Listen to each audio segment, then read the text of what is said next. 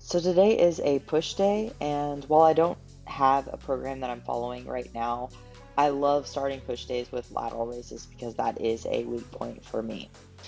I really like plate lateral raises as well because of the way that the weight is distributed. I feel like I can connect with my lateral delts really well. The weight's a little bit farther away from my shoulders, so my shoulders are having to really contract hard at the top in order to keep that weight up. And we know that the lateral delt is going to be more active in the top portion of the movement as well, as opposed to that bottom like 15 to 30%, in which the supraspinatus is a little bit more active. After lateral raises, I like to move on to a pressing movement. In the past, I've been doing more of a high incline press because of my lack of external rotation, that overhead mobility at the top of the movement. But because I'm working on being a little bit more functional now, this is something that I want to challenge and start to build strength in. So I've moved to a very upright dumbbell press. And while strength isn't where it is on just a high incline press, I am gaining some access to this area and building strength in this movement pattern as well. I started here with a heavier set with 50 pounds a side, and I am tapering down to 40 pounds a side for the second, 30 pounds a side for the third. And the reason that I'm doing this is primarily because my goal right now is not just to overload completely, not to push the most weight I can in every single workout. It's to be a little bit more functional. And with that, I want to use a very highly stimulating set, like that first set with the 50s, but then taper down from there once more muscle fibers are recruited. And I can focus on getting a little bit more volume without overloading quite so heavily, which seems to work well for my shoulders. And I'm sure that they could use a bit of a break from the beat up they've had from such high weight pressing for months on end.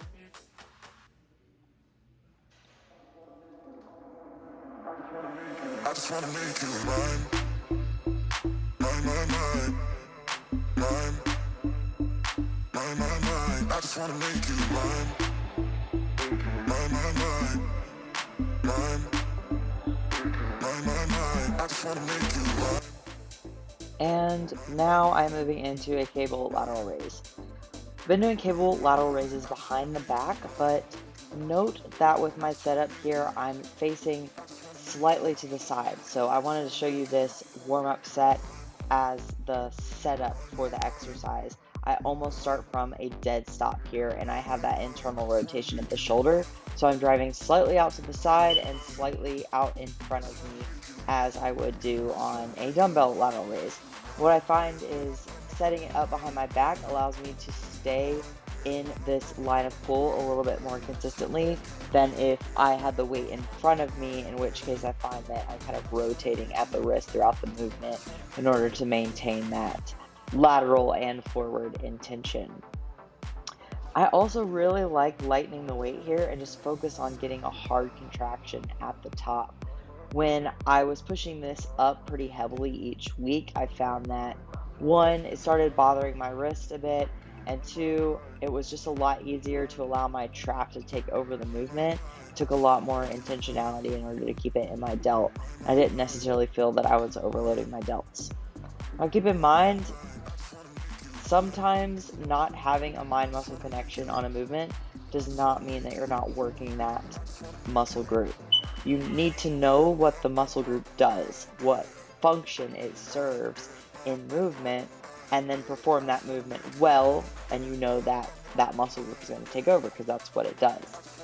But I do think that there is some utility in using movements that allow you to build that mind-muscle connection so you can start to transfer the patterns that you learn over to other exercises. So I feel this lateral raise really well because there's tension maintained throughout the movement. And then when I move on to pressing or dumbbell lateral raises after, I have that enhanced connection with my delts. After this, I move on to a one-arm reverse cable fly. As you can see here, I set it a little bit lower than my hand, so then I externally rotate at the top of the movement. On a reverse cable fly, you really want to think about driving out and back with your elbow, but with limited scapular retraction. So your shoulder blade should not be moving a lot, or else you're going to be using your traps. You know your traps are going to pull your shoulder blades together into retraction. So if you start to feel that in the movement, it's a good indicator that your traps are taking over. You're not keeping the movement isolated to your rear delts. You can see here, while I am driving back at my shoulder, which is where the rear delt is acting, there's not a lot of movement at my shoulder blades, and that is something that I really strive to control on rear delt movements.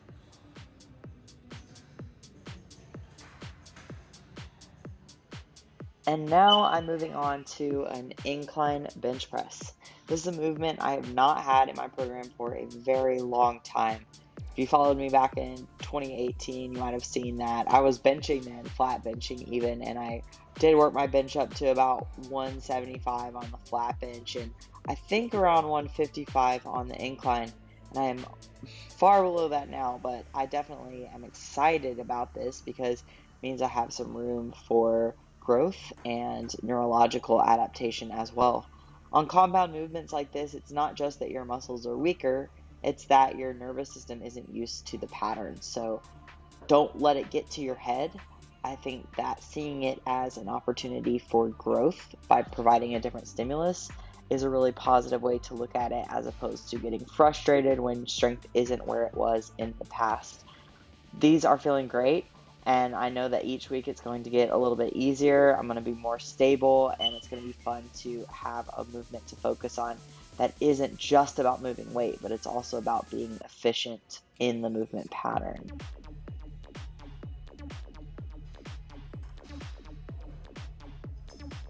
And lastly, I'm moving on to a cable fly.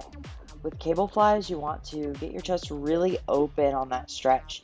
I think about what my rib cage is doing. And granted, your rib cage isn't going to be moving much, but I like to visualize the opening of my ribs at the sternum and then think about crunching my ribs around my sternum on the concentric or the contraction portion of the movement.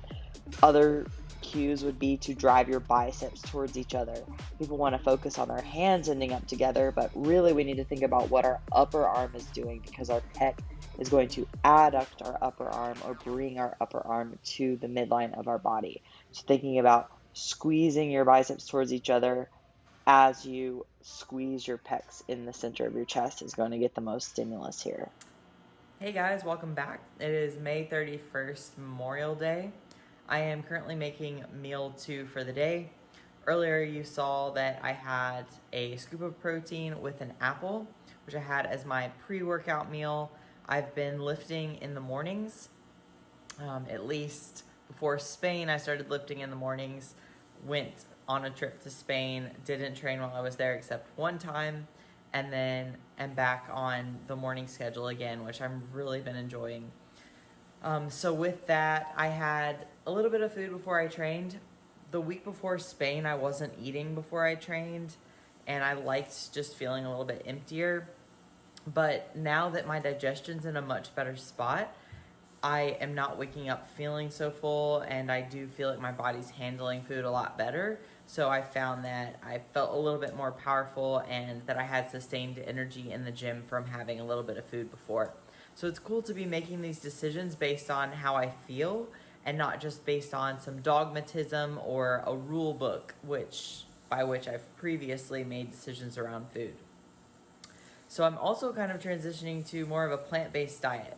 Not gonna lie, I still have eggs in my diet currently, but I thought today I would go ahead and do a full plant-based day of eating. And if I decide to branch out, I will, because that is part of the intuitive journey. And I want to be honest about what that looks like without applying a bunch of rules to it, or else it defeats the whole purpose of eating intuitively. So I'm making meal 2 right now. I currently have some greens on the stove here.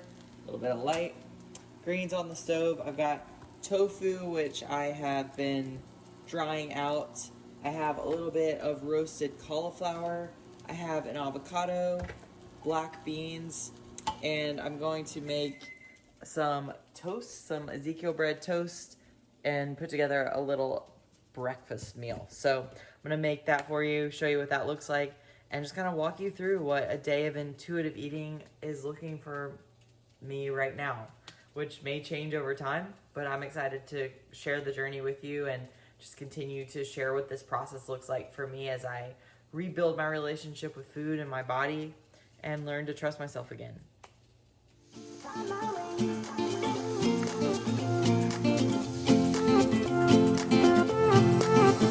A new place, a new home for a while. Let me feel alive.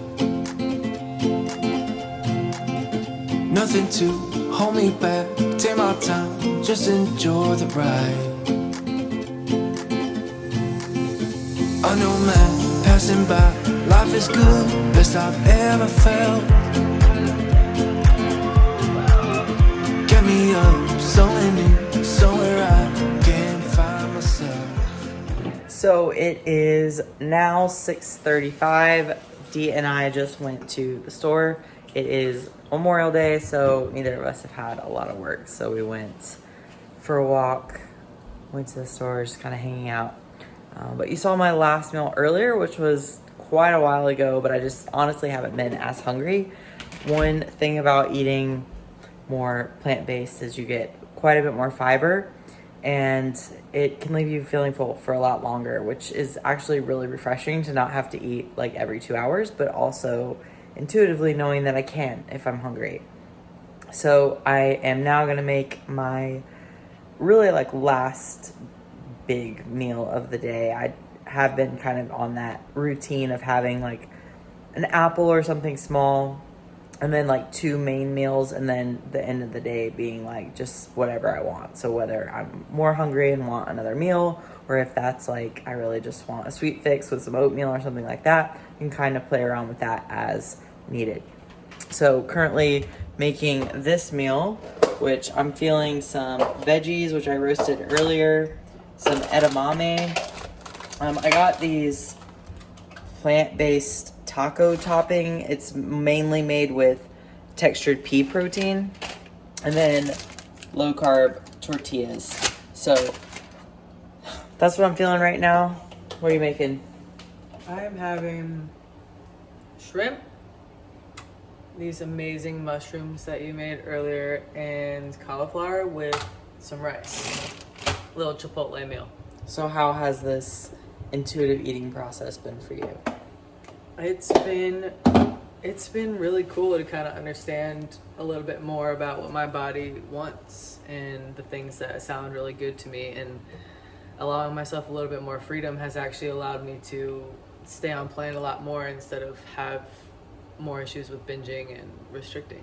Yeah, that's super cool. That's how I feel too. It's like when you give yourself that permission, suddenly nothing sounds like as enticing because it's not all just this banned bad food or not allowed or trigger foods. It's like all foods available. So you might go through an initial period of like getting in all the things that you haven't had, but then once you've had them, it's like they're not as enticing anymore, because either you might find that certain things that you put on a pedestal in the past like don't make you feel very good anymore, or once you have them you realize that it kind of removes like the excitement from them, where you might every so often want some ice cream, but once you're allowed to have it every day, like you might not want it every day. But giving yourself that permission is a massive step in that process. So I'm really enjoying this. It's also really cool to see that even though I have unlimited permission, I'm choosing things that I would consider healthy or like nutrient dense, which is really exciting in that process of building trust with self and knowing that I can make good and healthy decisions around food in a way that makes my body feel good, and I feel good in training, I feel good with digestion, and my relationship with food has definitely improved already, which is really exciting. I would say something else that happened for me along those lines is seeing me break all of these rules that I've had for food. So this rice I would not usually be eating, but because I was intuitively eating and decided I was going to have this quote unquote bad food I had before, now all of a sudden I love it and my body feels amazing. My training's improved as well. So just being able to write new rules in terms of what my body feels really good on and what my body doesn't like, and choosing the foods that make me feel good. And that's, I think, the big part of it is you're able to reconnect with your body and learn what it means to feel good. I'm surprised as a coach sometimes when I ask people, you know, in their check-ins, I'm like, comment on digestion. They're like, well, what do I say? And it's like, well, are you experiencing bloating or acid reflux or gas, or are your bowel movements normal? And people don't really understand what that means when you're asking about digestion. And it's like, digestion is such a key indicator as to how you're processing all this food that we're putting in. And digestion also, if it's off, is going to have a negative impact on every other aspect of life, including mood. We know that there's a gut-brain connection there. So I think it's really important to take the time to do something like this. Even if eventually you need to be on a plan for certain physique goals, take time to do this, because you need to learn what it means to feel good with certain foods and what it means to not feel good, so that you can make those decisions objectively. And if you are working with a coach, you can communicate that clearly. So, gonna make this meal now. I'll show you what it looks like, and then we're gonna hang out and play a game. Oh, I feel so alive. Am I in this video? Winner. As I reach out to the sky, I found my way. I was in the dark against it all, but made it through the day. Cause I found my way. In bad times, I know I'll be okay. Cause I found my way.